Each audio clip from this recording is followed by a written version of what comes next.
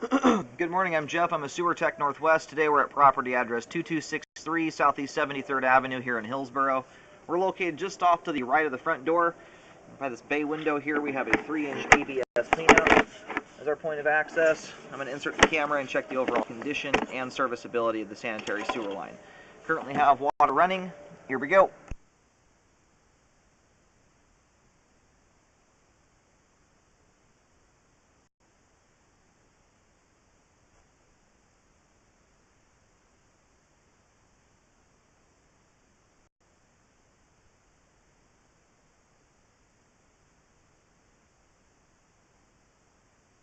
And it looks like some hot water, probably from the dishwasher, just turned on, steamed up the pipe. So we're just going to basically try and get the camera out to the main here, and we'll let it drain out and get the steam cleared out of there. We'll have a much better look on the way back. And it transitions here to PVC pipe at 24 feet out. Looks like 6-inch pipe.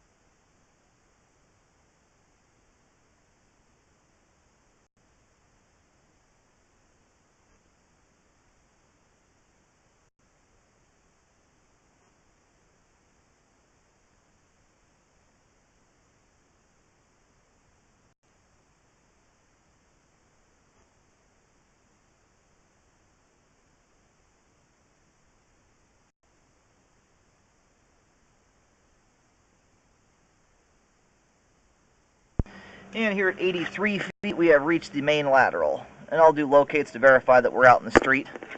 I think it may head over into the intersection. It's kind of a long line, given how close we are to the street. Anyway, we're going to let the line drain out here for a few minutes before pulling back. There's one spot in particular I want to look at. It looks like we may have some kind of offset joint. It's hard to tell right now with the water in there. Alright, located the camera head out the main lateral on Southeast 73rd Avenue.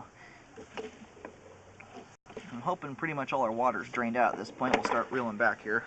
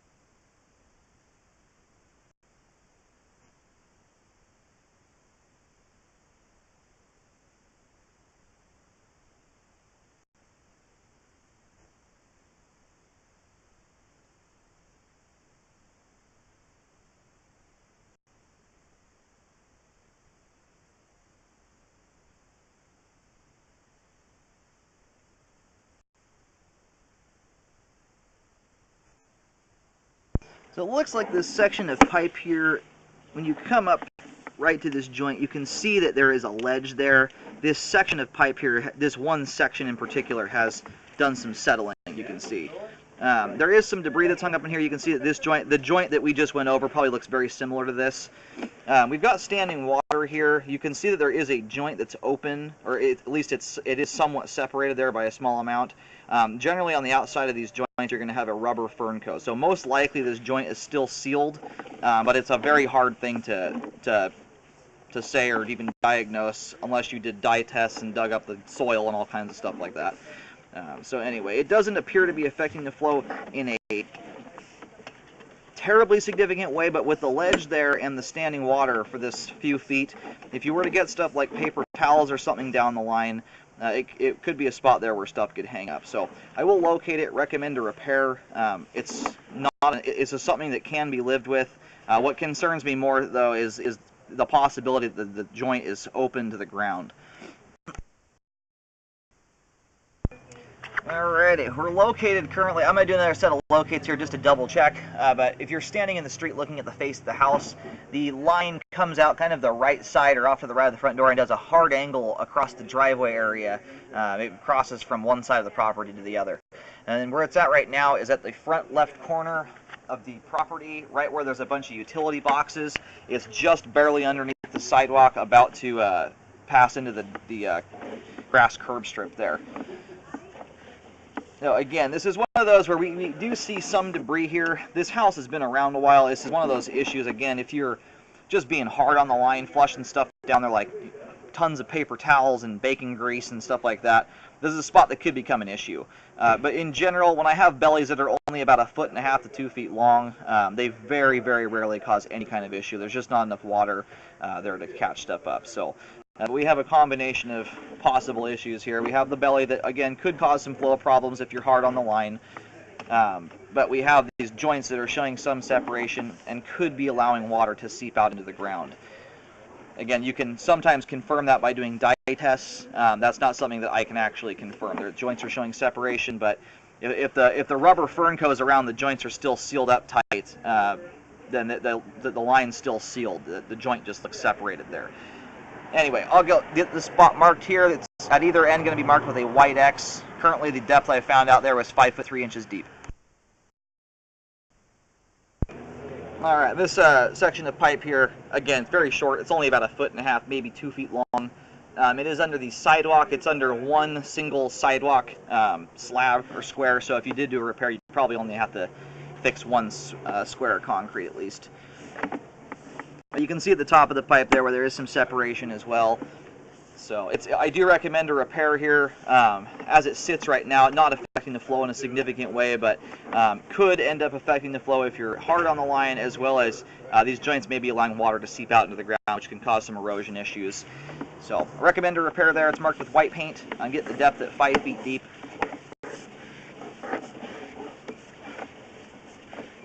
And you may actually, in this circumstance, because that standing water, or that section of line there is so dang small, I would definitely look into doing a pipe liner.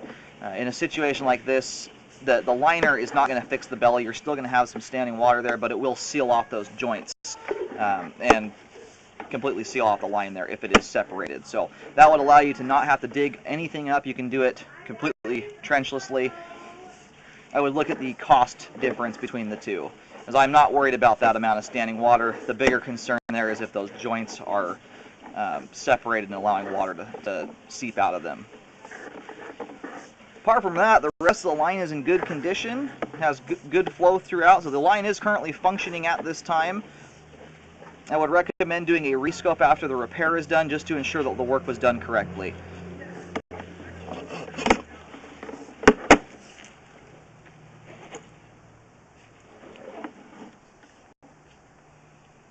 Now the repair is just on the other side of this vehicle in the sidewalk area.